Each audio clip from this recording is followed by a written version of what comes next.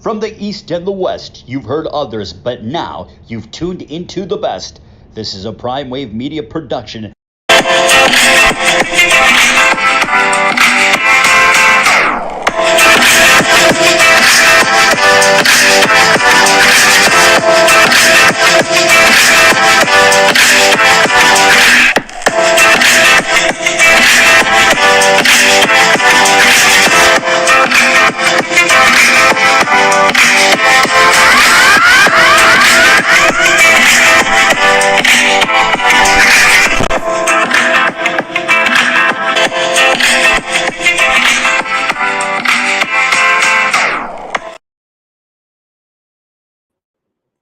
What's up, world? It's the one and only Pop DBacks, the Primetime Capper. I'm feeling good. I'm feeling great. And it is time for the premier sports betting show. And you guys already know today's the day, and it is Thursday. So let's go ahead and welcome in our oldest guest, but really just a de facto co-host whenever he feels like doing it. But he's been with me since pretty much day one of us doing the PrimeTime Angles and the predecessor Capcast. But all in all, though, let me just go ahead and stop blabbering and bring out none other than the Don of Cape Cod himself, Mr. Jeff Dawson. How you doing today, sir? How's the weather looking over there on your side of the country? Well, I'm glad you added Capcast because we go way, way back to the Capcast days, and always good to be here, Pops. Probably low 70s in Cape Cod. It has rained hard the last eight of nine weekends. I think we might actually have a weekend where we don't get rain, which would be great. Before you know it, we'll be talking snow. But blessed and honored, it's Thursday, so when I can, got to make sure that I'm here. So ready for a good show, sir. All right. So you know what? It was a little bit of a sad. It was a sadness last night. But what's new? You know, in the house of sadness that reigns from that got pictures from Brooklyn and Los Angeles. None other than the bums themselves. Blue Crew Daily. Final segment of Blue Crew Daily for the year has to end bittersweetly. Dodgers swept after 4-homer inning, losing 4-2 to DBacks. What's next? Jeff, I'm going to let you go ahead and kick it off because I know I'm about to really get really pissy. So go ahead and give us the eulogy. And you know what? Don't hold back either. Go ahead, because Dodger fans need to hear this. Dodgers need to hear this. LA need to hear this. Everybody need to hear this. Go ahead. Well, I'll say this. The Dodgers have the same thing in common as the Tampa Bay Rays, the Baltimore Orioles, the Toronto Blue Jays, the Boston Red Sox, the New York Yankees.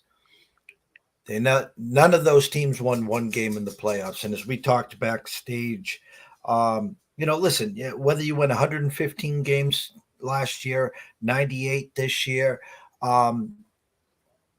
it's a marathon during the regular season. It's 162 games. It takes a lot to get to that finish line. But in the playoffs, it's a sprint. And what happened to LA happened to Toronto. Actually, let me backtrack. What happened to LA happened the same thing to the Orioles. And the point is that 5 days off did the offense no justice. Now, what really, if you look at it this way, and we talked, the Dodgers just had no frontline pitching. And I know they had an offense that was supposed to be able to compete with anyone. But the fact of the matter is Urias is off the team, basically. Buehler never pitched an inning. Carrot Top's been out most of the year. So you wheeled out Kershaw, who was just a shell of himself that got one out. Then you wheel out the rookie sensation, Bobby Miller, who gives up 3 in the first. Meanwhile, Kershaw gave up 9 in 2 innings. The pitching staff did. So you're playing from behind the whole time. So now you come back, you got to go to Arizona, and you're like, all right, let's just win an inning. Let's just win this game to get to game 4, then anything can happen. Well, who did you turn to? Fernando Valenzuela wasn't available. I don't know who you could turn to at that point. And so you turned to Lance Lynn that couldn't get you or I out. And he did okay. He muscled it through till I think the 4th inning, and he gave up 4 solo shots. And you made a little rally. But the fact of the matter is, Mookie and Freeman, 1 for 21. And then the rest of cast of characters did nothing. Not the way that you wanted it to end or Dodger fans wanted it to end. And correct, they are not firing Dave Roberts, so just save your oxygen and breath. Save it for Oprah, as I like to say. It's very simple. The Christmas present to the Dodgers and the Dodger fans will be Shohei Ohtani. And the getting swept probably means you're going to spend an extra $50 million that you wouldn't have to make sure that you get them. So you go from there. Bueller will be back next year. Carrot Top will be back next year. Gavin Lux will be back next year. Maybe you don't re-sign JD. Maybe you don't re-sign a couple other of the free agents, and then you go out and get another bat to help Mookie and Freeman. Obviously, Shohei will be a big part of that. You got one of the better offensive catchers with Will Smith. You'll be fine. It's just sucks to get swept after another good year. But hats off to the Diamondbacks, 5-0 in the playoffs, 4-0 on the road, waiting for the winner of the Phillies and the Braves, sir. All right. Well, you know what? I can't really, go against that analogy and everything like that. And, I'm just really frustrated more as with the Dodgers hitting. Pitching is one thing, but when you have guys that, you have the top 4 in your lineup, the first 4 guys in your lineup all hit 100 RBIs, and then literally all of them pretty much hit 30 home runs as well, too. That's really hard to do. You know what I mean? And I just really feel like if it was a different matchup for the Dodgers, not one that was where a team has the extended scouting report on you, they probably would have fared a little bit better. That's why I was really kind of angling for the Cubs and hoping that they would get the Brewers and things like that, because I'm going to keep it real. And if people watch my show on a daily basis, they know the first thing I said about the Diamondbacks after the first series of the year, which was against the Dodgers, which they split 2-2 at the stadium. The Dodgers beat them in 2 blowouts, but the 2 games they won were 2 really close, hard-fought games where it was situational. And I felt that the Diamondbacks had put themselves in a position to where they became a team that actually does have an old school mentality where you put your speed guys at the top and you put your power guys behind them so they can go get the rabbits home. And I love that idea, because what happened is that the Dodgers didn't get beat early in those games. They got beat late in those games. And that's what happens when you have rabbits on the bases for you, is that you can beat teams at any point of a game. And I truly do feel that it was a very simple situation. You had a red-hot Diamondbacks team that barely made the playoffs. They needed the final weekend to make the playoffs. They needed the Cubs to be bad, and that's exactly what happened. They needed a whole 7 days to get in this thing, Jeff. The Dodgers was chilling. They was hanging out, having a good time. They wasn't worried about the playoffs because the playoffs were settled by August 1st. You knew you were going to the playoffs. There's no doubt about it. But the Dodgers kept playing hard. They kept finishing series, so they kind of smoked. And mirrored us a little bit. I'm gonna keep it real. They kind of smoked and mirrored us to the idea that they were really playing good baseball, but they truly were. But that break, just like last year, the Dodgers were just so flat. That's what the problem was. But it goes back to exactly what you were saying, Jeff, and I have to admit it. You have to sometimes take your fan hat off and understand that the pitching just wasn't there. Clayton Kershaw, that's not him from 5 years ago. Shit, that's not even Clay Kershaw from 2 years ago. That guy is the true definition of a shell of yourself, okay? And Lance Lynn was pretty much what you got because you didn't want to give up the farm. If you wanted to give up, but we did the smart thing, though. We did the smart thing. Think about that. Because if you go after Verlander, you were going to have to give up your top prospects for a guy who's not even going to play. If you want to go back and get back into the Max Scherzer business, you were going to have to give up stuff for old men. You don't want to do that. So the Dodgers did the smart thing. The Dodgers could have went and got an all-star team at the trade deadline that everybody wanted them to go get. But the Dodgers have a plan in place, and the plan in place is to go get that guy that plays for the team across the street from Disneyland, and that's Mr. Shohei Ohtani. And I think that they're just not going to go after Ohtani. They're going to go after whoever else is the big fish in the pond as well, too. Because the Dodgers know that this year was a big slap in the face to the fans. Because show you how good the team is, because they were literally not trying. And I didn't even see us as a 100-win team this year, Jeff. You know that. I said I'd be happy if we win 92 games. I even had us under the 96 that they won this year. And I was kind of disappointed that we won 100 games because I said we didn't struggle enough. We didn't get enough of those games. You know, we got to coast again after the All-Star break. You know what I mean? We were having those games before the All-Star break. We were having those moments, but it just winds up being where the Dodgers got way too comfortable, and we looked over at the other side and said, it ain't nothing but the DBacks. We always kick their ass. And it just didn't work out like that. And you know what? The Orioles were a great example of being like that too. The Yankees and Red Sox always look over and say, oh, man, it's the Orioles. The Orioles, even though they're a 100-year-old rival to both of those teams, it's still the Orioles, the team that we used to use as a minor league farm system as a pro team. You know what I mean? So, it's just a year of a rising where these bad teams have finally arisen, and I just really feel like we're making all the right moves now in baseball. You got the Cincinnati Reds and the Pittsburgh Pirates ready to become good teams again. Real good teams again. You also have the Chicago Cubs, who probably were going to be going shopping, and you need them as well too. Your Red Sox, the Yankees, the baseball is in a good place, in my opinion, moving forward. And this is still a great playoff, even though it did not go to the plans of what they got going on in that office, because I know they wanted to have these games a little bit more extended. They want to get the revenue for these games. And one thing that I had to agree upon is, and it's just what it is, we got too many playoff teams, dude. Yeah, that was great. You had a good season, Arizona, but 84 wins, you know what I mean? Like, seriously, you got in on 84 wins, and you were able to do what you did because the way momentum works in baseball. But I feel like baseball was better when we had the just go straight to the championship series, because literally you're rewarding teams for trying. You know what I mean? They didn't truly get to the playoffs. You just gave them a spot there.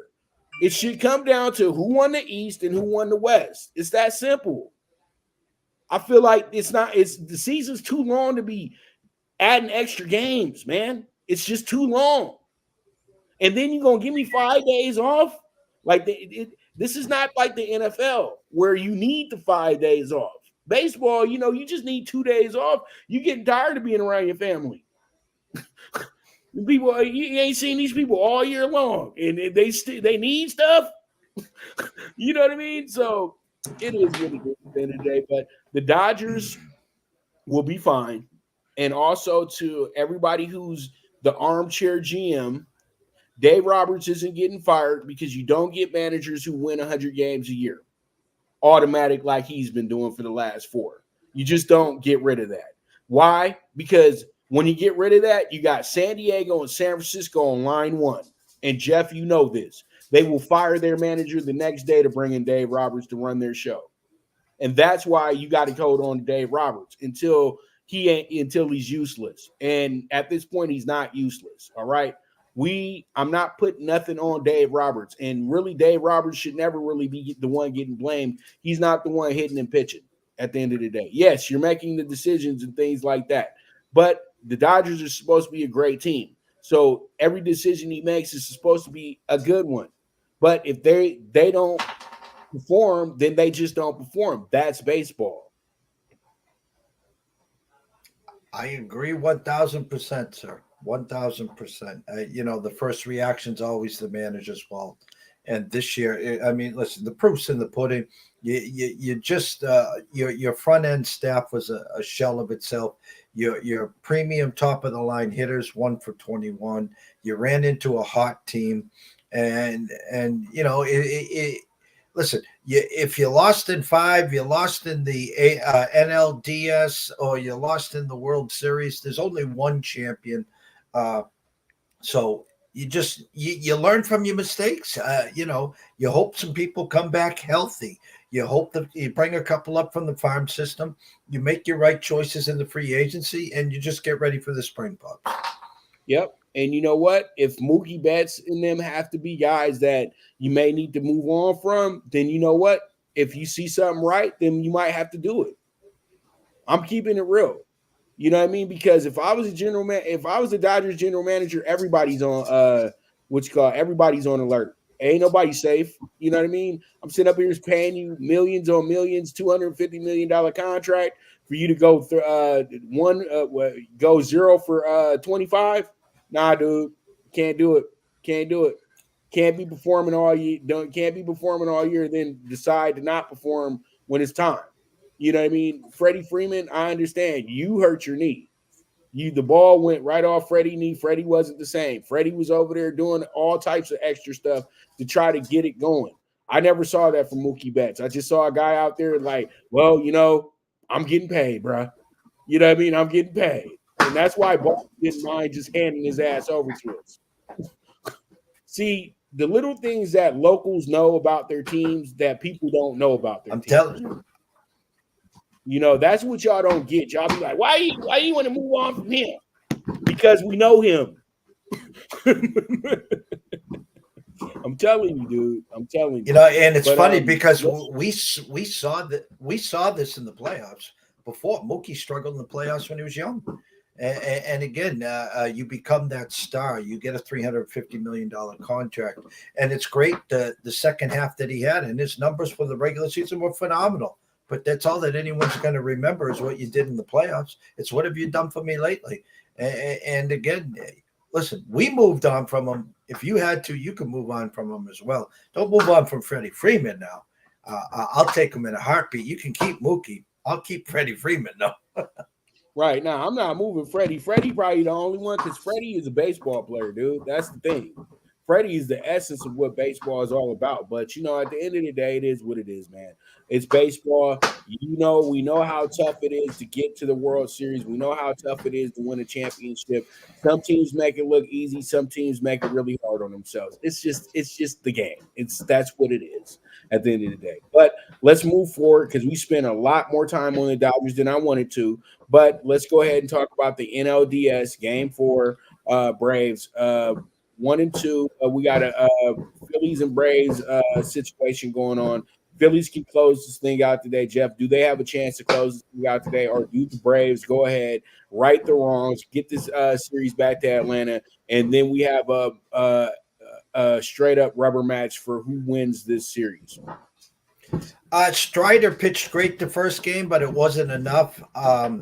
The Phillies, being smart, will wheel out Suarez today. I think the Braves are like minus 140, minus 145. All hands on deck, obviously, for the Braves. If the Braves prevail, then a Game 5, winner take all, back in Atlanta, where the Phillies will have the pitching matchup, Wheeler versus Max Fried. Again, teams that are getting out are holding on. Other than that one game, the Braves came back. I mean, Houston did it again last night against the Twins. So now you got a Phillies team that Harper knew he screwed up in Game 2. So what's he do? He hits 2 homers in Game 3, and Castellanos hits 2. That place is so hard to play. The winner of this series is winning this. I was going to say the Super Bowl pups. Is winning the World Series. Strider's shown chinks in the armor. I love Strider. I think he's one of the best in the game. They need to get the lead. Period. End of discussion. If the Phillies put up a crooked number in the first and second inning and the Braves are chasing 2-0, 3-0, forget about it. It's done. It's over. Gun to my head. I think the Braves find a way to win today. Game 5 is a coin flip. Like I said, they'll have the edge with Wheeler, but Braves will have the edge at home. So I slight lean Braves. Wouldn't be shocked, Pops, if Phillies take it home tonight, though. Well, you know what, Jeff? I have to go ahead and, I just feel that a team that is supposed to be the team that is the top team in all of baseball, I expect them to go ahead and step it up in games like this. This is what being the best is all about, brother. When adversity strikes and you can go in there and look it dead in the eyes and punch it right in the nose and say, you ain't that tough. You know what I mean? That's being a winner. That's being great in this league. And at the end of the day, the Braves have to be accountable. If they lose tonight, they get just as much flack as the Dodgers do, because this would be the third year in a row that they've sat up in here and failed to do what they were supposed to do. Well, the second year in a row. But still, this team has the best pitching they've had since Maddox, Glavine, and Smoltz. Also, they got maybe a better lineup than they had when they had 14 straight. And that's crazy, because I'm talking about guys like Ron Gant, Dave Justice, guys who are absolute legends. You know what I mean? Jeff Blauser. Let me stop, because we're going to be here for the next 15 minutes with me naming off former Braves. So, this is a big series, and it seems like Philly has their number when it comes to their playoff series.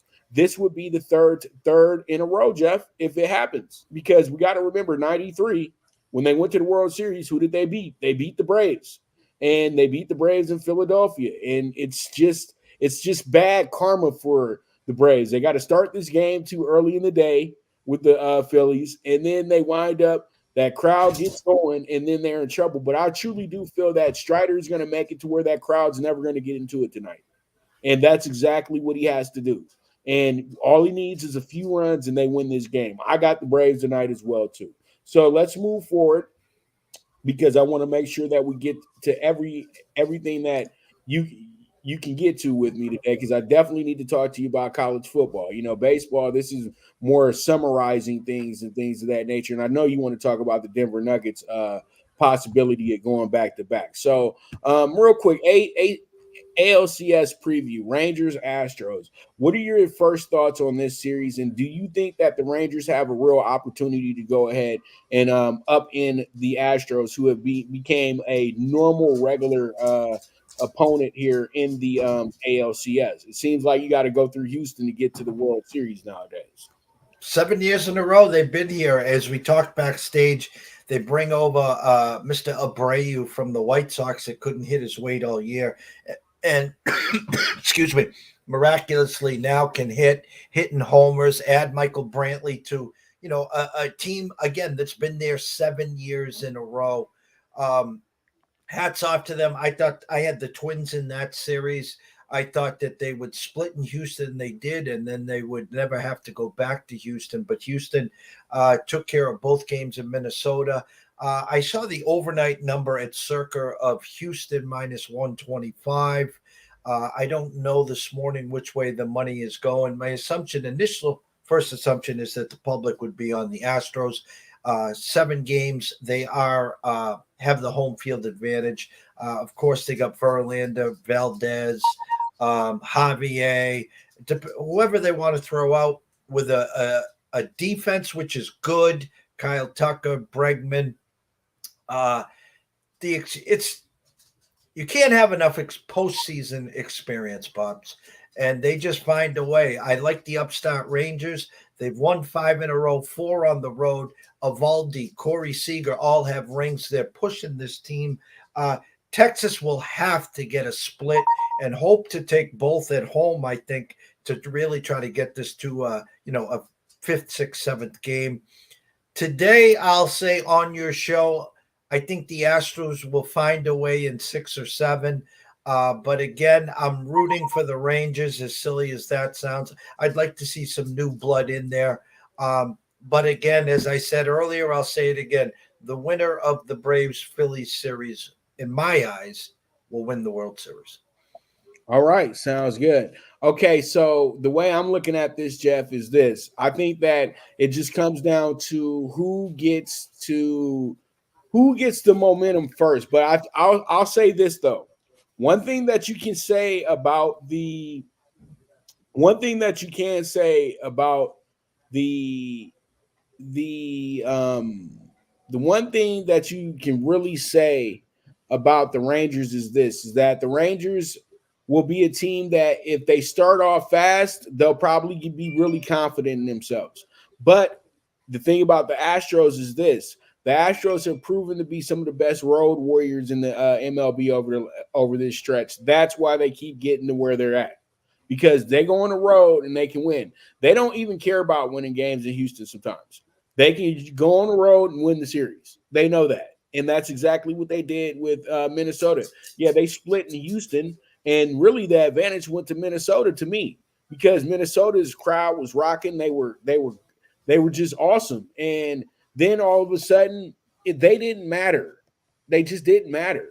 And they were able to get past that and get themselves a very good win, because it just came down to being who they are. You know what I mean? They are good at this game. They have a system in place. They have chemistry, and a lot of teams want that, and that's where a lot of people they're trying to duplicate everything the Astros are doing now. The Astros are true trendsetters in the MLB right now, and you know what? That's the thing that gets me. They can spot the Rangers 2 games, but will the Rangers get too cute? And what happens after that? I'm with you. I think that you want to see the Rangers win because we're tired of seeing the Astros. But we have to be realistic as well too, and know that there's quite a possibility that it winds up being another Astros series where they make it a little exciting, but then we get to the reality of the situation and they're beating them in Game 6. In Texas. So, or do they play 3 no, they do 3-3. Or, they split the first 2 games and then they sweep them in Arlington. That's what you have to be prepared for. That's where my eyes are at for the Rangers, that y'all got to win your home game. Straight up. You have to win your home games. It's not about winning on the road, because winning on the road against the Astros, that can happen. But you have to beat them as they're your opponent, as in front of your home crowd. They really, really play off of that very well, Jeff. Like, seriously. And I think it all started that night in LA, Game 7, when the whole world was against them and they beat the Dodgers. So, that can carry on from that point on. And the funniest thing about the Astros is they've been able to get rid of stars and still not miss a beat. Not miss a damn beat, brother. Carlos Correa gone, Springer gone, and they built this situation with these guys. But they cost too much, so they moved on from them, because they have guys in the farm that they were prepared, prepared to take their place. Not we hope and wish you can take their place. James Outman, Cody Bellinger, you know what I mean?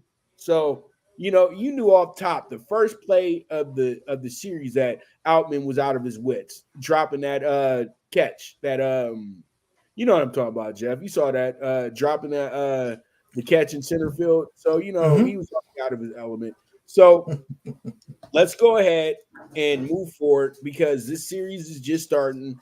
And I would say this: the values with the Rangers, but the idea is the Astros. I think this series goes 7 just because it's a interstate series, and it's going to be really, really fun if you live in the state of Texas. That's all I can say. All right, so let's move forward and jump into the NBA. In the NBA, we have ourselves some fun to talk about, and that's going to be the NBA preview with the Denver Nuggets. And Jeff, I'm just going to keep it real with you. This is the defending world champions. They had a great run. They were awesome. But you know what? How relevant this will be in a decade, it won't be, because they're just like the Raptors, where you have an insignificant championship unless they can go back to back. That's the biggest thing with the Denver Nuggets. Do you agree? No, I do agree. I was talking last night on Sports Map Radio. I was asked, some dark horses in the NBA, who I thought would be in the finals, who would I win, thought would win it, already in October, and looking out west, they're the champs, but there's already chinks in the armor with Jokic upset that he had to play an extra 2 months and wasn't able to go out and goof around with his horses. They had a couple key players with Murray and company that are often injured. It was the perfect storm for them. Are they a good team? Hell yeah, they are. But I think there are other teams waiting in the West. Your Lakers, obviously KD and Booker and Phoenix. What are you going to get from, Kyrie and Luka? And then the young upstart teams, the Grizzlies. What are you going to get from the Timberwolves? And let's be real. Who had the best record in January? It's a team called the New Orleans Pelicans, right? And Zion. If Zion stays healthy and plays 70 games, they're going to be trouble. So if you ask me, it was a great story. I love Joker. Don't get me wrong. But that picture, you better put that in a big frame because you won't be seeing that this year. And you know what? To piggyback off of what you just said, Jokic is not from America, so he doesn't understand that the opportunity means so much to us. You know what I mean? But to him, it's just he was lucky. He was good enough to get into a basketball league because he's a big man. You know what I mean? And he's more worried about the family business, things like that, because he accomplished the goal that he wanted to accomplish in the NBA. And when guys are doing that, I think you've lost them, to be honest with you. And the way he partied and hung out this summer, Jeff, I'm not trying to bring up the race thing or anything like that because, we don't do that here. But if he was a brother, keep it real. The excessive partying he was doing, it would have been an issue. And they would have called for suspensions and all types of stuff. You know who else was partying like that too? And they made a big deal about it? Ja Morant. Yeah. Oh, but it's the off season. It doesn't matter what season it is. He's still acting a fool on tables and stuff and acting just as if he doesn't have an NBA contract. As a GM, I would have been over there gasping for air every time I saw a video of him partying because he was putting himself at risk literally every time he was partying because he's a 300-pound man dancing on top of a 20-pound table. Come on, man. You know what I mean? Like, dude. And then, you're worried about the harness racing and I got to get back to Serbia and you kind of don't appreciate where you're at. And so we can't celebrate you. You know what I mean? You're kind of like, exactly what they didn't want in the NBA. You know what I mean? They want you got to be able to sell this thing with us as well, too. You know what I mean? It doesn't matter that you want to be a boring person and all this good stuff. If they consider you a star, you have to play the part. You have to play the role. And since he doesn't want to play the role as a star, the buck stops here with the Nuggets. Let's keep it real. Because at the end of the day, everybody's going to start crying about their money. It started with Bruce Brown. Then it's going to carry on to other guys like Gordon. And then it's going to be Murray. Because the only person they're willing to pay right now is Jokic. Let's keep it real. And Jokic is not as committed as people think that he thinks he is. He's a great player, but he's not committed to the game of basketball the way that LeBron James is committed to the game of basketball. He's committed to playing his 82 games, a couple playoffs, and then go back home to Serbia and go dig in a horse's butt. I don't know what he's doing up there with them, but, it is what it is at the end of the day, dude. And I truly do feel that it's a disservice to the Nuggets because this team could be talking about 2, 3, 4, 5 championships right now because they're probably the only team that's kept their core unit together over a good stretch of time as well, too. And so it's all going to go to waste because you got a guy that's not 100% committed to the game. It's that simple. I like the Nuggets. I had them as the best team all season last year as well, too. But it's just going to be too tough. You got Phoenix, you got the Lakers, you got the Kings, you got the Warriors, the Clippers. The list goes on and on. They're not in that top tier this year. They were lucky because everybody was hurt last season. Let's keep it real. And Phoenix didn't get it together till they got Durant. And if they would have had Durant at the beginning of the season and not by the end of the season, then they probably would have smoked the Nuggets in the playoffs as well, too. So it is what it is at the end of the day. And pretty much I do say, you know what, the Nuggets possibly will win their division again, but that's going to be about it, in my opinion. I don't think that they even really get that far. I think that they're going to be a first-round exit this year, Jeff. Real quick, what are your thoughts on that? I'll go on record. I think they have a hangover. I don't think they win the division. I don't. I don't think they win the division. I think it was a storybook season. And you talked about the championship and the partying with Ja Morant and Joker. I'll take it to another sport. Remember a few years back when the Capitals won the Stanley Cup, and every day you saw Ovechkin hugging the trophy and drunk somewhere. I mean, that guy was drunk for the whole summer, it seemed like. Some of these guys take it to another level. Again, I think there's a lot of youth out in the West, and I think there's some young teams that are chomping at the bit. I brought up the Pelicans.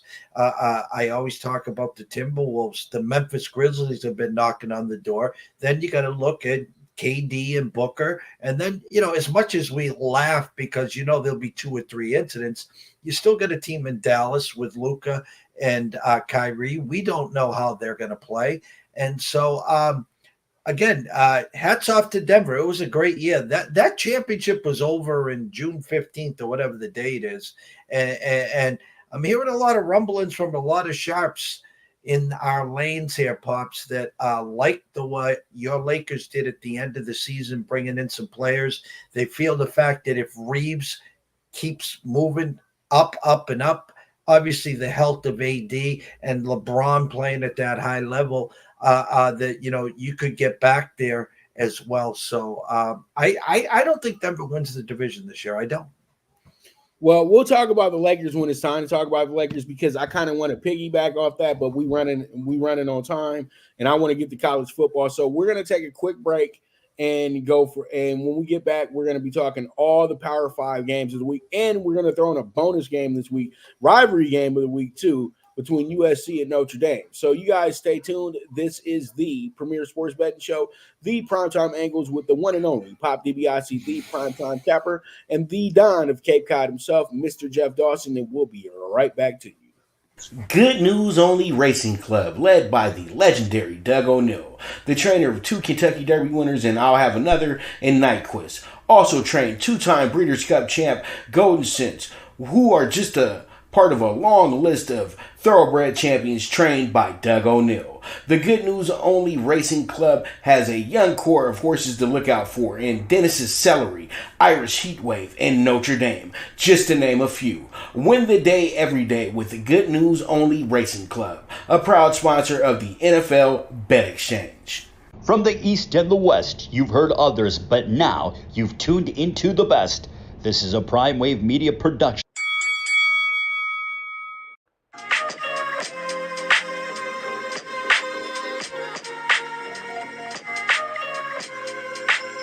Tune into Big Wave Boxing every week with a brand new guest, with the one and only Pop DBacks, the Primetime Capper, getting the best boxing stories, best boxing angles, and the truth when it all comes down to the sweet science. Tune in to Big Wave Boxing on the Prime Wave Media channel on YouTube.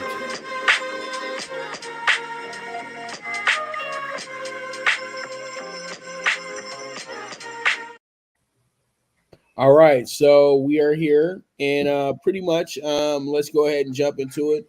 Up first, we have ourselves the rivalry game of the week, Rivalry Game, and it's because they're not in the same conference, and it's one of the greater rivalries in all of college football as well too. So we have to talk about it. Jeff, what are your thoughts on this game, and who do you have winning this game? My true number was Notre Dame -3 with a 60.5. It's at 3 with a 59.5 in some spots. I do see a 60s as well. 2.5 at DraftKings. Excuse me. Had this game circled all week. Notre Dame undefeated. Tough schedule. Don't forget they started in Ireland, and then they had that loss at home, last play of the game to Ohio State. Following week, go to Duke, who was undefeated at the time, defeat them. And then it looked like this past week they were going to have not a walk in the park, but a game they should win leading up to this. And Louisville said not so fast and just boat raced them in the second half. A USC team coming off a double overtime win against Arizona, where I think they were like 24-point favorites. I think the weather is supposed to be, sloppy, wet, windy. We know about the USC defense that struggles. We know they have the Heisman Trophy winner with Caleb Williams. I like Notre Dame in this spot. I like them to bounce back. And the fact is, I think they're going to be able to pound the rock. I think they're going to be playing keep away. They'll have some of those long, sustained drives. And then when USC tries to pinch the box, I think Hartman will pick them apart. Not that Caleb will not be able to I'm sorry, I said Caleb. Caleb will not be able to move the ball as well. I like Notre Dame in this spot. I like Notre Dame's team total to get over. And if I had to play Notre Dame straight up, I'd play them on the money line, Pops. Well, you know what, Jeff? I like your thoughts there. And you know what? At the end of the day, I'm going to go ahead and say this. USC is the most overrated team in the nation right now. They should not be nowhere near a top 10 because they don't have a top 10 defense. They just have a superstar player in Caleb Williams that just makes everything go. Now, when you look at USC's offense, you say to yourself, they got 7 guys that's going to be playing on Sundays. No ifs, ands, and buts about it. And 3 of them are going in the first round. Zachariah Branch, if he's on the field, that's going to bring a whole new element that Notre Dame hasn't seen all season because he brings the Tyreek Hill effect where his speed is just too much. You know what I mean? Zachariah Branch is going to be an absolute star in the NFL if he can hold up because we can already see the little injuries happening and everything now. So that's where they have the advantages because they come in here with probably one of the more top flight offenses you'll ever see. And nobody can say that they have a wide receiver room like USC. Let's keep it real. Nobody has a wide receiver room like USC. You would say, well, how is that? No. Nobody has one because I think USC has 10 wide receivers on the roster now that they're probably all going to be either playing on Sundays or in the spring. Okay. They're all going to be they're all professional football players. Also, Notre Dame's defense let them down a little bit last week. And this week, I know how their coach is going to approach this game. He's going to want this to be their calling card. He wants this to be their recruitment tape this weekend. I truly do think this is an old school type Notre Dame USC game where when you go to South Bend, cut the lights out because it's not going to be pretty. I promise you, it's going to be it's going to be one of those days. They playing a game at 4:30 our time, 7:30 at night, 6:30 in South Bend. That's a late game. They usually play this game during the day. So the game's in prime time, and I think Notre Dame wants to send an absolute message. And USC's is on the is very vulnerable, and they're in the position to get popped like a pimple right now. Jeff, I'm rolling with Notre Dame, easy money, baby. They're gonna blow USC out. I promise you that they're gonna blow USC out come Saturday afternoon. And I know that's probably SC fans who are gonna watch the show like he just hating, but. No, they're about to cook USC. Sam Hartman's about to throw for 400 yards on them, and their running back's probably going to run for 250. They're going to have Bettis. Yeah, they're going to have their best offensive game. He's a little too tiny to be Jerome though, but he's good though. He's good. But let's move forward. Power 5 games of the week, Jeff. Oh God, I'm sounding like JB now. Games of the week, JB the ticket. Well, shout out to JB, man. He's been showing me a lot of love on the weekends on his show, but Jeff always has to kick it off. You know that, but it's all good. We all have one team and things like that. But shout out to him. You guys listen to the Vegas scoreboard on the weekends as well too. Ticket. You might hear me over there on the weekends, but Jeff seems to be a Sunday regular now. So, yeah. You guys can check them out and look at me promoting other people's shows on my show. Okay, so Power 5 games, and we got some good ones, Jeff. Do you have a favorite one before I start rolling out the group that I have? Do you have one that might not be in the group that I sent you? hands down, must-watch TV is at 3:30 is Washington and Oregon. Hands down, the best game. Oh, well, we'll be into that in a moment. Let's talk about this one, though. This ain't must-see TV, Miami and UNC. You just got to watch the last minute and see if Miami kneels on the ball or runs a play. Real quick, though, do you feel Drake May is going to go against the best defense that he's seen all season? Drake, what's funny is we wait for the Brown part. He always seems they always have a clunker. And then Drake May considered the second best quarterback to come out this year, showing flashes. This team's undefeated. Are they good? Yeah, they're good. Are they top 5 good? No, they're not. They don't, as you talked about USC, they don't have that stellar defense. In comes a Miami team that honestly should be 6-0. Again, 19, 20-point favorites against Georgia Tech. And I just don't know what the coach was thinking. He could have kneeled on the ball and the game was over. They would have been walking off. Instead, he hands it off, fumbled. Georgia Tech goes down 75 yards and wins the game. But the Vegas, Vegas is not stupid.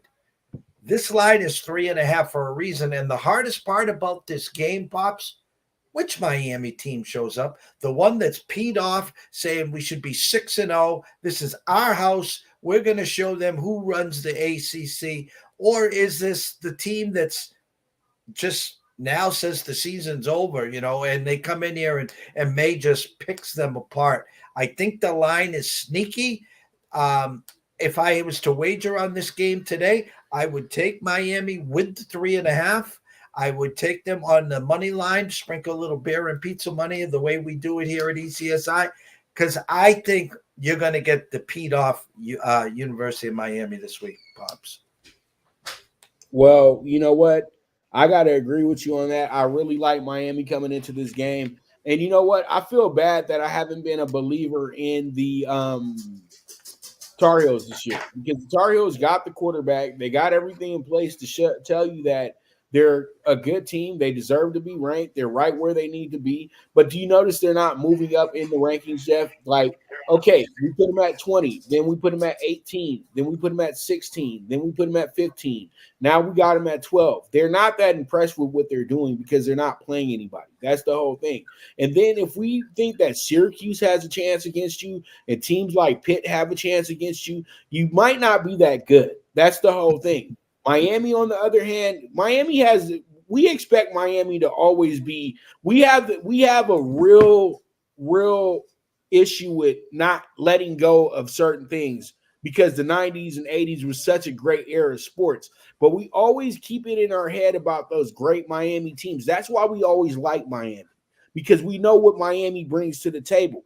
And we always will favor them in games like this because we know how Miami plays up to moments like this. And they need this game to bounce back, to show everybody that they are turning the corner on becoming the Miami Hurricanes again, not just some guys that play and say that they're from the U.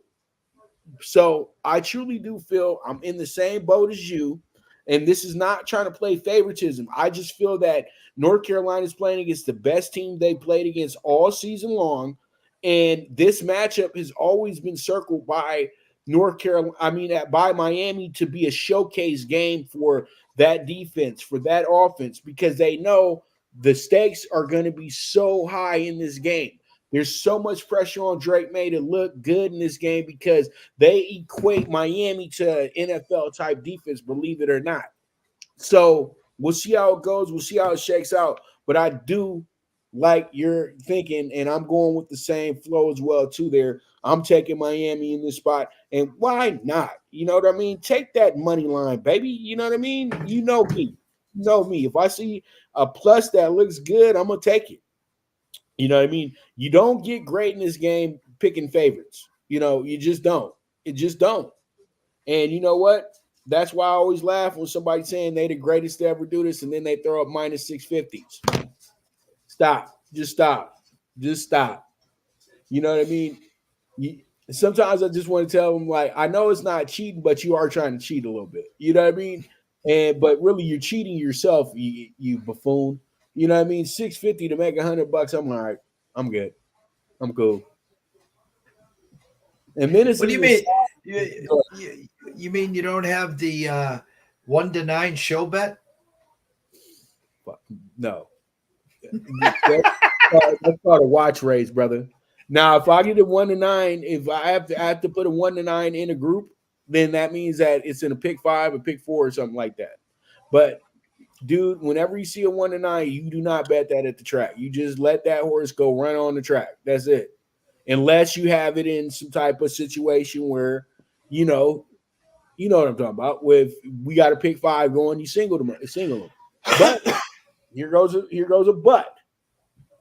With that 1-9, sometimes what you got to do is in that race, if it says more than 4 horses, you should bet everybody. Well, really, you should bet everybody, period. You know what I mean? If it's a 1-9. Because everybody says, why would you do that? Because when that 1-9 loses, it's gonna be it's like hitting the jackpot in the casino. It literally is gonna be money on top of money. I've seen this happen at the track live and loved it. You know what I mean? But let me move on to the next game because I had a good story I want to tell, but I gotta be good with people's time too as well. But can I just tell it's gonna be a real 1-minute story real quick? Okay, Yeah, go ahead. No, I got time through these games. I'm good. Okay, real quick, Zenyatta, the great Zenyatta. Zenyatta had 2 kids, and I can't never forget their names. One was named Iconic, the other one was named the Cosmic Kid. Cosmic Kid looked just like Curlin. That's who she had that baby with. The other one was a baby that she had with his name is slipping my mind, but he's produced a whole bunch of kids. But Iconic looked just like her, and it was her son. They had this horse so set up to win at Santa Anita, right? But it was in a race with a bunch of other horses who had never ran before too, right? Iconic gets out there. The horse looks beautiful, Jeff. It's like a brand new Rolls Royce fresh off the lot. You know what I mean? Just beautiful. We got out there to the track. That horse got out there to the track, Jeff, and I still think that horse is running around Santa Anita as we speak. Because when that horse broke, it started walking and everybody else started running. And I still haven't seen Iconic back even mentioned since then. But they had that horse at the lowest possible number you could have it at.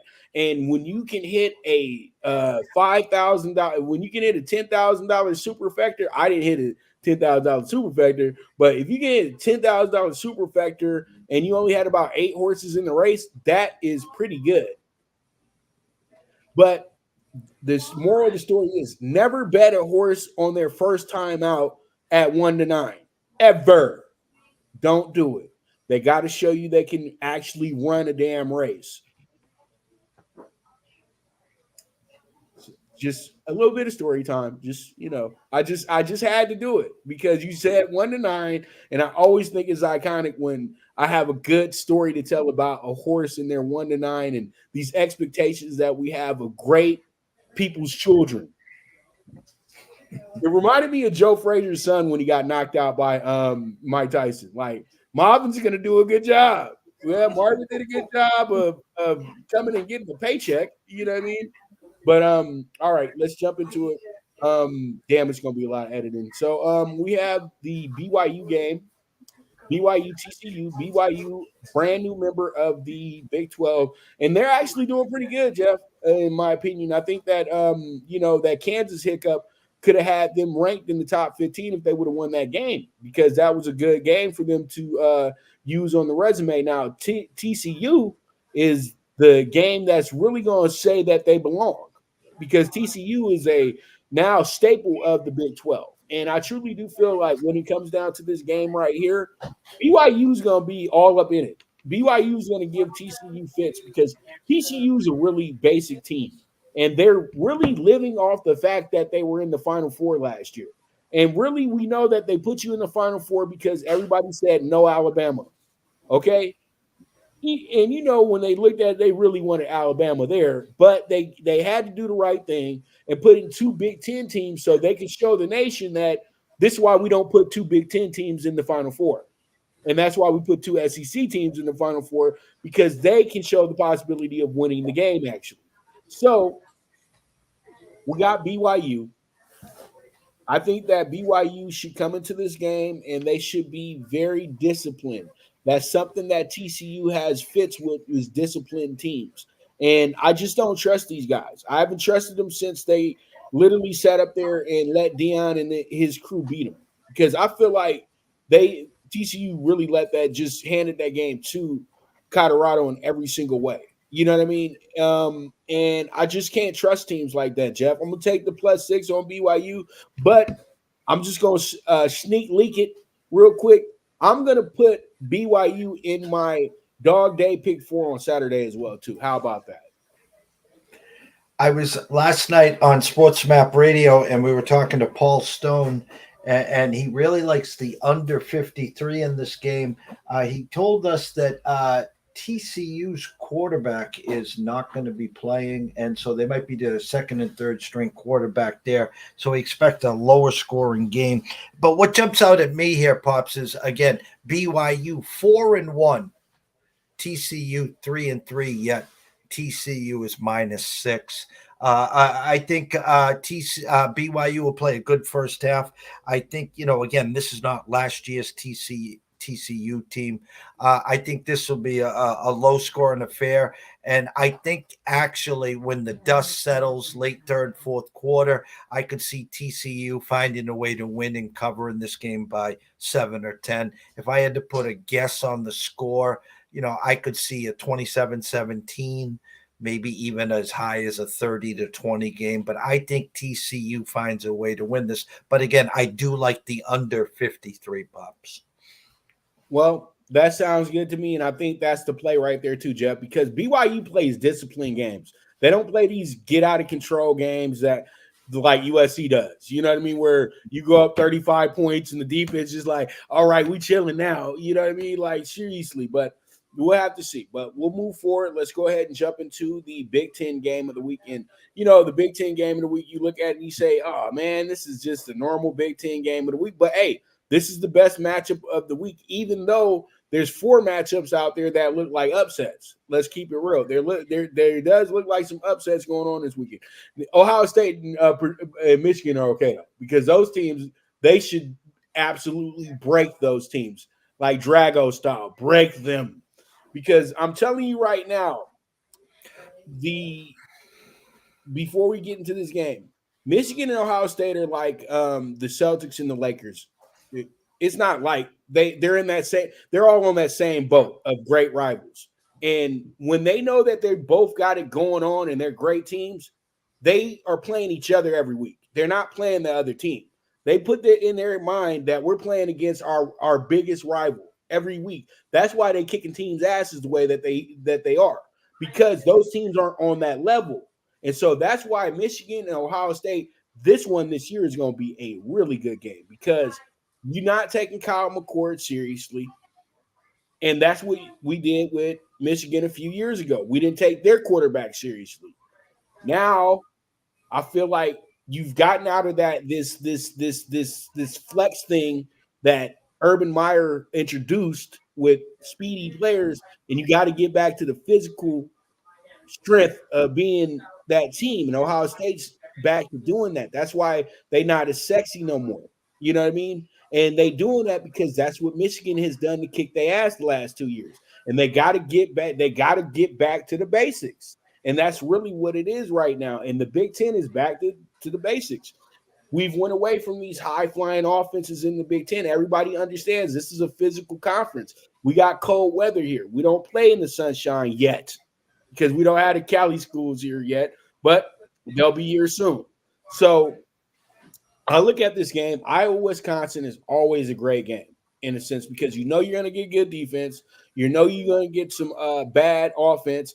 Everything, all that stuff always is common with this game. And I truly do feel like the way that we look at this one, I think that Iowa is getting a little disrespected, but I understand.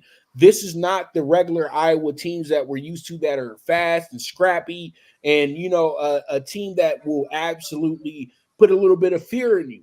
They don't put any fear in me. You saw what Penn State just did to them. They absolutely wiped the floor with Iowa.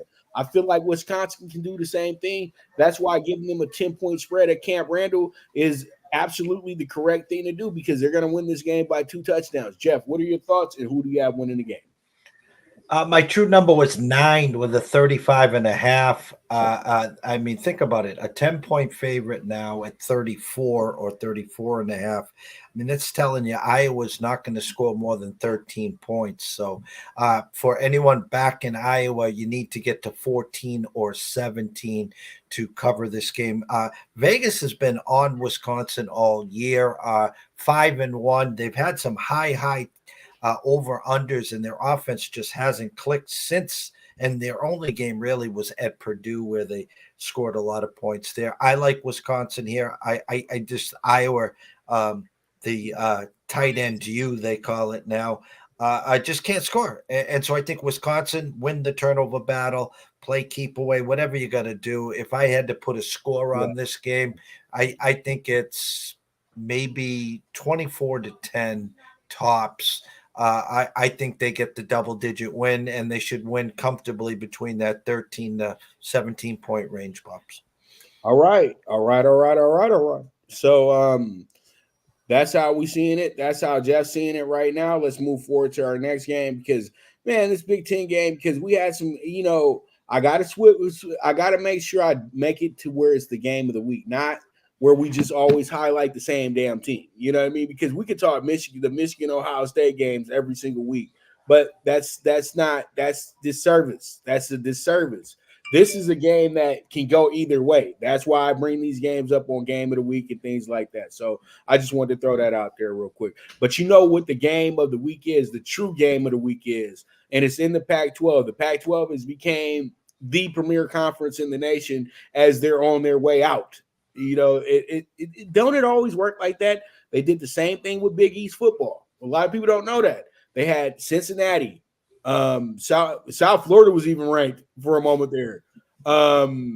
They had Pitt ranked. They had Cincinnati, Pitt ranked. Who else was ranked? Louisville was still there at the time. They were ranked. They had 6 ranked teams in the Big East, and they were about to disband. So West Virginia? Was West Virginia there? West Virginia was still there. They weren't in the big. They hadn't got to the Big 12 yet because West Virginia stayed until the end, and then they went to the Big 12 and when everything was all said and done. So So it's just crazy that it's kind of ending the same exact way. You know what I mean? But we'll see how it goes. But all in all, Jeff, what are your thoughts going into this great rivalry game between Oregon and Washington? And this one really does mean a lot. Do you feel like the winner of the Pac-12 is in this game? Well, if you listen to me in August, our winner of the Pac-12 was going to be Washington. Our breaking history, who was the team that was going to get into the Final Four that no one thought? It was Washington. Here it is, a season on the line for me here. Penix Jr., if you haven't watched this team, go watch them. They got 2 wide receivers that will be playing on Sunday. Penix Jr.'s stock just keeps going up, and in come the Ducks. We all know about Bo Nix. We know about their offense and defense. I've talked to a lot of people the last 2 weeks.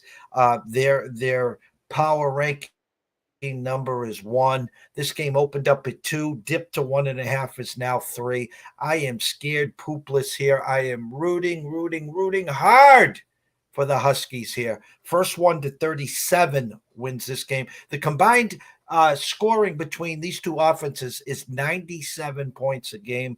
I'm scared. I think Oregon is the right side here, Pups.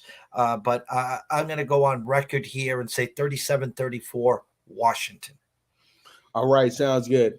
I have set up in here, and I've actually, I got my conference bets list, but I do this thing now. I don't talk about the bets list until I actually put it on the show now. So that's why, you haven't had me throw it on out there this week. But I'm already on Oregon for this game simply because I feel like Oregon has the better bunch here. They've been here plenty of times, and every time you put Mike Penix in a really important game where it's a team that matches the level of his team or they're a bit better, he doesn't really show up like that. I'm just going back to when he played at Indiana. They were big time. They were 6-0 playing against Ohio State. He got absolutely wrecked. but that's different because Ohio State's a whole different animal. Indiana was on some fluke stuff that season anyway. Who cares? But Washington is probably a team that we look at and say to ourselves, they got a good opportunity to take it to any level that they want to take it to.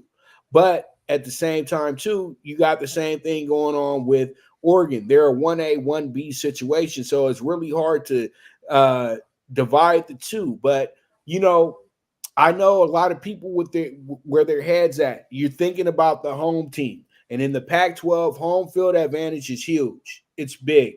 You know what I mean? It's very rare road teams walk in there in these big games and win these games. You know what I mean? But I feel like Oregon's been in this position enough times to know how to attack this situation. Washington, in a sense, this is kind of them kind of being a little bit further ahead than they even expected.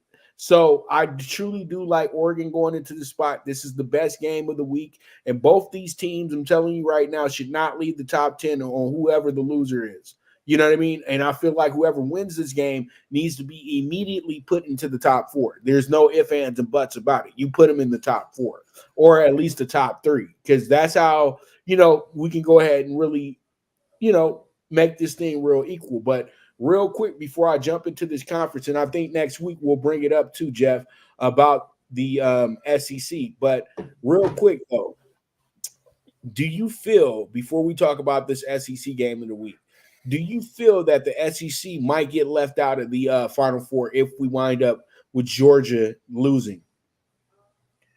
There is zero chance. Zero chance. There is not at least one. Well, for Georgia, if Georgia, let's say Georgia lost opening the first weekend in November at Tennessee, and then they lose to Alabama in the SEC championship game. If no 2-loss team has ever made the Final Four. So what? Here's the funny thing: the way this was shaping up. And I'm going to be a character when I say this because let's just say Alabama Sheets, they beat Georgia, who was undefeated in the SEC final. So now Georgia has 1 loss, Alabama has 1 loss. And let's just say for poops and giggles, Texas Sheets. Okay. They go ahead and they win the rest of their games, and then they beat Oklahoma in the Big 12 final. So now you got a Texas team with 1 loss, with a win at Tuscaloosa early in the year. Now you got an Alabama team with 1 loss against Texas, but they just beat Georgia. Then you got a Georgia team who is undefeated all year that just lost to Alabama. And you got an undefeated Big Ten team, whoever wins, between most likely Michigan, Ohio State, though Penn State's still not getting enough talk. If Penn State goes into Ohio State and wins, and then they beat Michigan at home, well, obviously Penn State's going to be in the Final Four. So I know next year they expand to 12, but excuse my French here, Pops, this could be a real shit show. If Alabama Sheets, Texas Sheets, Georgia loses 1 game to Alabama, the Big Ten's undefeated, and someone from the Pac-12 is undefeated, a Washington or an Oregon. I mean, we're in trouble here, Pops. I got you. But you know what, though? I'm looking forward to this 12-team playoff because then, you know what? We can probably answer the question that I keep saying. When you have the best team in the nation, they're not going to get beat.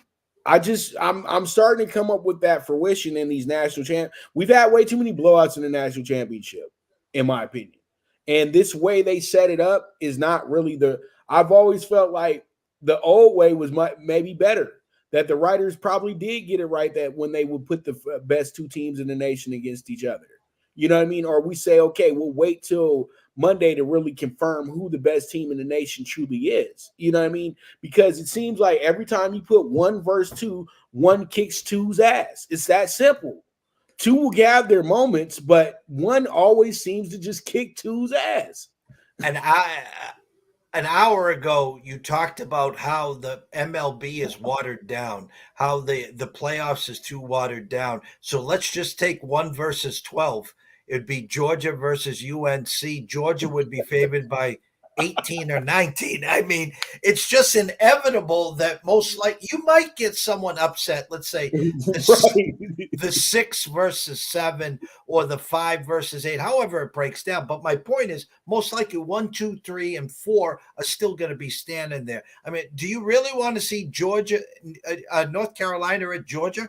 I mean, I mean, it's like the SEC championship game when the Florida is undefeated and they come in to face Alabama, or they're coming in to face the Georgia team. They're 17-point underdogs and they're undefeated.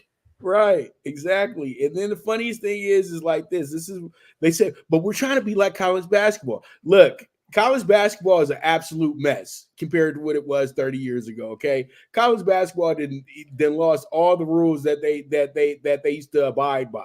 When Fairleigh Dickinson's beating Purdue in the first round, we have an issue here. It's called too many kids playing at big schools and too many grown men playing at schools that are just supposed to just be there for you to be a student athlete because you're there to be a business management major. You know what I mean? You're not there to win basketball games. You're just there to get a nice little run in. You know what I mean? And this is what happens when grown men are playing against kids. You know what I mean? So it happens. It used to be the other way around where you had these grown men playing against the kids on the other side, where Fairleigh Dickinson had guys who were like children. You know what I mean? They ain't worried about going to no NBA because they know that's not going to happen. But now everybody played AAU. Everybody's played for a top end school in high school. So, you know, it's a different animal now. So I know they're trying to do these things, but you have to work it in. It has to work itself into that time. We're going to sit here for the next 20 years and see the top 4 teams just absolutely annihilate everybody behind them. And we know what it's going to be. You know what I mean? But it is what it is. But let's get into this real quick. Auburn 3-2, LSU 4-2, 11.5 point spread, over under 60.5. And honestly, I know SEC fans are looking at me like, but you had way better games that you could have talked about. But this is the biggest rivalry game of the week, and this game is a very important game. It's a crossroads game, Jeff. Who do you have winning this game, and do you think that Auburn is a team that can still say that they're a tough situation, a great program? Because I don't know anymore. I think that they're pretty middling at best. And LSU, do you feel that this will be the make or break for them moving forward to possibly still get into one of these big bowl games? Because national championships out the picture, but big bowl games are still in the flux, still in the talk. What are your thoughts? Yeah, they have to sheet to get to the first weekend in November to go to Tuscaloosa. That number was as low as 5. It might be up to about 7 now. Alabama seems to be trending in the right direction, where LSU loses the first game of the year to Florida State with a bad second half performance and then gets back on track. But then, of course, gives up 55 to Lane Kiffin and Ole Miss. Now has 2 losses. A U of A team, no Bo Jackson, no Cam Newton, really offensively challenged, that early in the year was doing well, capitalizing on their defense and actually defensive scores. UA does not have enough firepower to handle LSU. My true number was 11 with a 62.5. It's down to 11 and 61. I think LSU puts up 33, 35, 37 here. I think Auburn will be stuck in that 20, 21, maybe 23. And LSU's defense is pathetic, by the way. So actually, they got this right around that 37-24, Pops. I like LSU to bounce back. I think they do sheet till the first week of November, where they'll head to Tuscaloosa. I think they get to 5-2, and the big bowls, yes. And they're going to have to win in Tuscaloosa, though, to really get that big bowl, Pops. Well, you know what? This one right here, the way that I set this one up is like this. I truly do feel that LSU should be able to bounce back big in this game. And this is the right type of game for LSU moving forward, to really show that, you know, that they still have a really talented offense and things and all that good stuff. But you know what? This will be a good game for their defense to go ahead and work some things out, because Auburn's a little deficient when it comes to the offensive side. And if they were a better offensive team, they would have been able to beat Georgia. You know what I mean? But one thing I will say, Auburn's going to bring some pretty good defense in this game as well, too. So LSU is going to have to be ready for a game that's not probably going to be that high scoring, but it can be a game that they can put away kind of early if they want to play the right way. They got to be a little conservative here, and they got to give their defense an opportunity to rest. This is the biggest problem with LSU and USC. They score so quickly that they give their defense no chance to really get a breather. And sometimes that can be detrimental to your defense when they are average basic defense. Now, when you got the great defenses of the world like Iowa and everything like that, there's a reason why they have great defenses, because they have conservative offenses that give their defenses time to actually get a breath. So pretty much what LSU has to do is just help your defense breathe a little bit, and you should win this game by 20 points or better. Honestly, you should. But I'll say 2 touchdowns or better, and that's where I have it at. All right. So pretty much that's been very spirited and very fun. And I want to thank my man so much for coming in with me. I know he gave me some extended time. I did not mean to talk about the Dodgers for 20 minutes, but that's what happens when you're dealing with great franchises, not franchises that get in the playoffs every 25 years, and then you think you can say something. You know what I mean? Rangers fans, but it's all good. It's all good. It's all good. You know, we develop teams over here. We don't buy rosters. That's what it's a difference. It's a difference, brother. It's a difference. Jeff, any final thoughts before I let you go? Because after we got Talking Tickets, and Jeff got a show coming up as well, too. Always a pleasure. Tuesday, Thursdays with you. Weekends here. It's going to be a great weekend of college football. I'm glad this weekend I don't have any BC home games to work or any festivals. So excited to just sit in the office and watch football and, of course, MLB baseball playoffs. So I want you, all your friends, all your listeners, loyal listeners at that, have a great afternoon. Enjoy the weekend. Have some fun. Cash a few tickets. Stay in your lanes. We'll be starting NBA in less than 2 weeks. And then, of course, my biggest time of year, my favorite time, November 1st, the start of college basketball and the return in UConn Huskies as the college champs and looking to defend our title, Pops. Looking forward to doing a lot of Talking Tickets with you throughout the basketball season. It's going to be a lot of fun, man. And too bad the Bruins got a whole brand new team this year. I can't name one guy on that squad right now. I don't think we got anybody back from last year. All right. So, Jeff, thank you so much, brother. You are the absolute best. You guys make sure to catch Jeff's shows today as well, too. You got about 16 of them going. So just make sure you guys catch him. And then, you know what? We'll be right back with Talking Tickets. So you guys stay tuned. This is the premier sports betting show, the Primetime Angles. Now you and your friends can compete in the sport of kings and win big with Stable Duel. Get the app, pick your horses, and get in on the thrill of horse racing with daily games competing against other players. Bring home the glory and the cash and move up the annual leaderboard while you leave your competition in the dust. Get in the game with Stable Duel. Play, race, win. Good News Only Racing Club, led by the legendary Doug O'Neill, the trainer of 2 Kentucky Derby winners, and I'll have another in Nyquist. Also trained 2-time Breeders' Cup champ Golden Sense, who are just a part of a long list of thoroughbred champions trained by Doug O'Neill. The Good News Only Racing Club has a young core of horses to look out for in Dennis's Celery, Irish Heatwave, and Notre Dame, just to name a few. Win the day every day with the Good News Only Racing Club, a proud sponsor of the NFL Bet Exchange. All right, we're back with the premier sports betting show, the Primetime Angles. And it's time for your favorite subject, my favorite subject, and that is going to be Talking Tickets. And with Talking Tickets, we have ourselves up first. We have the actual bets list for this week, and AAC bets list. It starts us off 12.5 to East Carolina this week. We got Memphis as our plus 165. We talked about that yesterday as the game of the week. We also have North Texas minus 6.5. Charlotte plus 3.5. They could be a possible dog bet as well, too. You also have South Florida minus 135.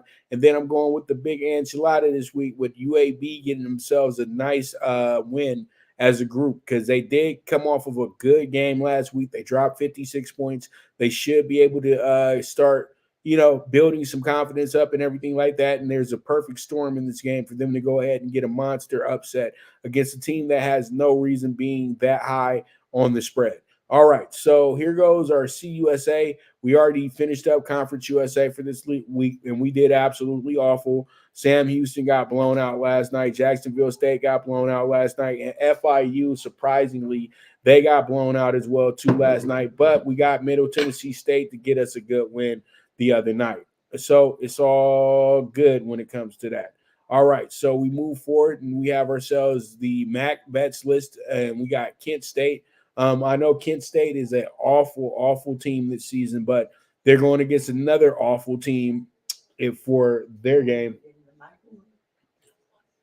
They got another awful team that they're going up against, so we're going to take the plus 310 on Kent State to get their one lone MAC win this year. I think it happens this weekend. I'll take them with the plus 310. They're coming off of a game against a much, much better team, and they did kind of play well enough to have a little bit of confidence in them this week. And then we have the Ball State plus 17 at home.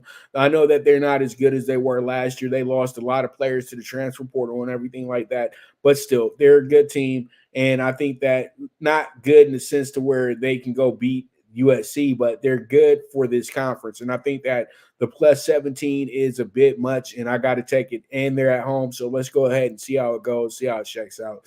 Then we got Central Michigan minus 12.5. I think they do win their game by 2 touchdowns. It should be a good one for them. They had a really rough week going against Buffalo, but Buffalo was at home, and sometimes, it just happens like that where teams just get into a good groove at home and just things work out for the best. And then you have Miami of Ohio, who I consider one of the best teams in the conference. Not the best team in the conference, but they're one of the best teams in the conference, and they should be a big player in who goes to Detroit this year as well, too. But I do like them with the 8.5 in that spot. We got Bowling Green, who's going against Buffalo, and what I feel is more of a toss-up game than anything, but I'm going to go ahead and take the spread here because I feel like a close game is coming between the two. I'm just going off the fact on who these teams played against, and Bowling Green has the more significant win against a Power 5 school, that being Wake Forest, when they absolutely wrecked those boys a few weeks back. And then you got Ohio, who is, to me, the best team in the conference, the team that I do have winning this conference as well, too. And they have a game that's really tough against Northern Illinois, but their quarterback makes everything that much more easier for this team as well. So I do believe that they can go ahead and keep moving along and get their 6th win in a row, because this team has been playing really, really good football as of late. We move forward. Let's talk about the Mountain West bets list. Fresno tries to bounce back this week in a really, really good spot. I know it's going to be a little tough, though, because they are going against Utah State on the road. And, Mikey Keene is still a game time decision, because you saw what happened at the end of the game last week. He got hit pretty hard, and it wound up being something that was a little bit more serious than it looked. And, you had 3 trainers on the field. Usually when that happens, it's going to be touch and go for you to play the next week. Then we have Nevada, who's going against UNLV, who's actually pretty good this year. Nevada's pretty bad. Nevada's coming into this game on 5, but if anybody can up in a UNLV team, it's Nevada. I've noticed that over the years that this is such a great rivalry that most don't talk about. But Reno versus Vegas is always a great, great game. And you say Reno, yeah, because Nevada's in Reno. That's the whole thing. You know what I mean? They never really mention where they just say the University of Nevada. It's really the University of Nevada, Reno. So pretty much the little big city going against the big little city. So it's always a lot of fun. But I got Nevada in this one. They're going to be the home team this year, and they're going to really make UNLV work for that win. And UNLV makes all their games a little bit too close for comfort, in my opinion. So it is what it is. And then you have New Mexico, who's plus 8.5.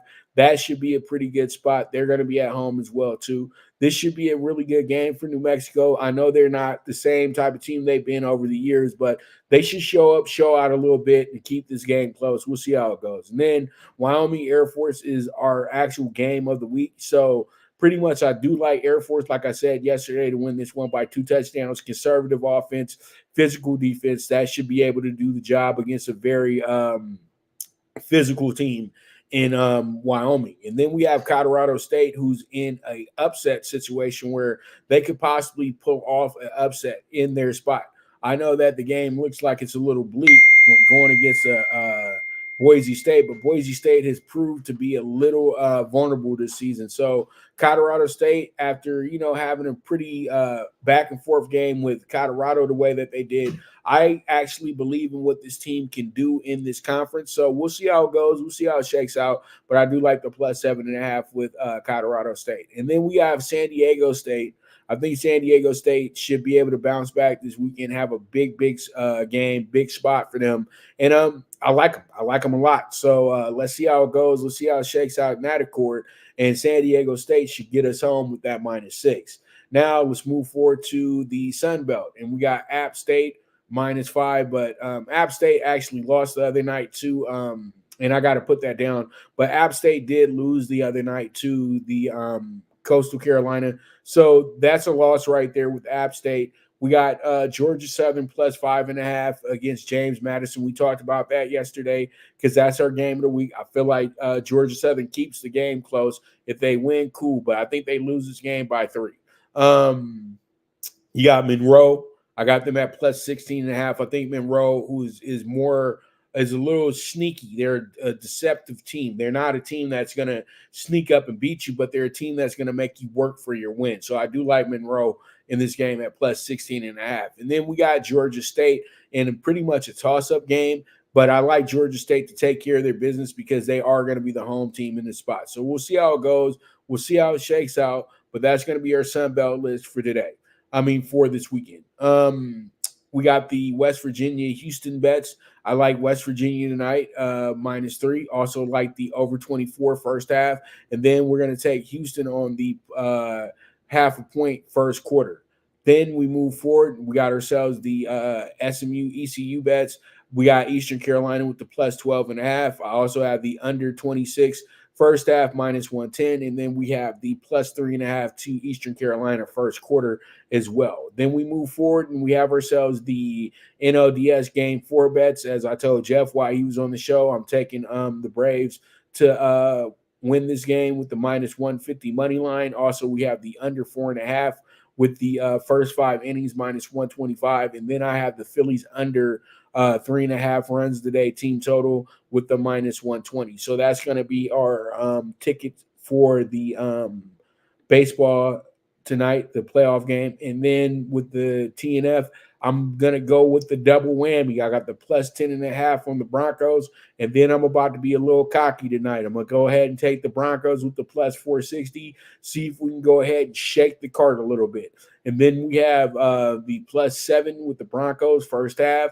And then we also have the over 9.5 first quarter. And then we have the Chiefs under 30.5 -150. So that's going to be our bets tonight. Let's see how it goes. Let's see how it shakes out. And this is going to be our group for tonight and for this week as well, too. So I thank you guys very much for tuning in today. I know the show was a little bit longer than it usually is, but we had Jeff in the house with us today. So that was a lot of fun, and we'll have him back next Thursday as well, too. You guys can catch us Tuesday on the NFL Bet Exchange as well. I'll be back tomorrow. We'll have a whole bunch to talk about. I got my weekend games that I want to get into with you.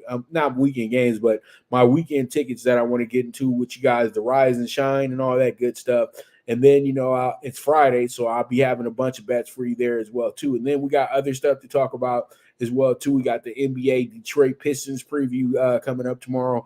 Also, we'll be talking a little bit of college basketball as well, too. Want to kind of get into that a little bit.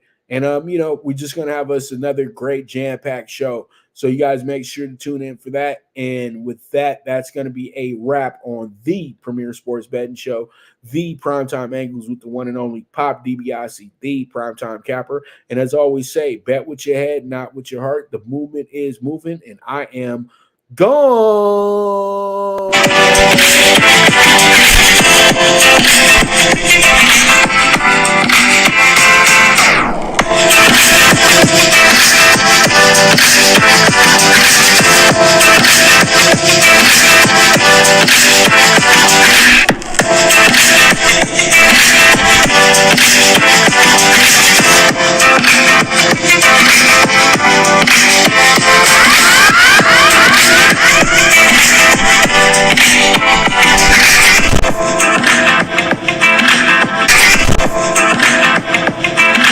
From the East and the West, you've heard others, but now you've tuned into the best. This is a Prime Wave Media production.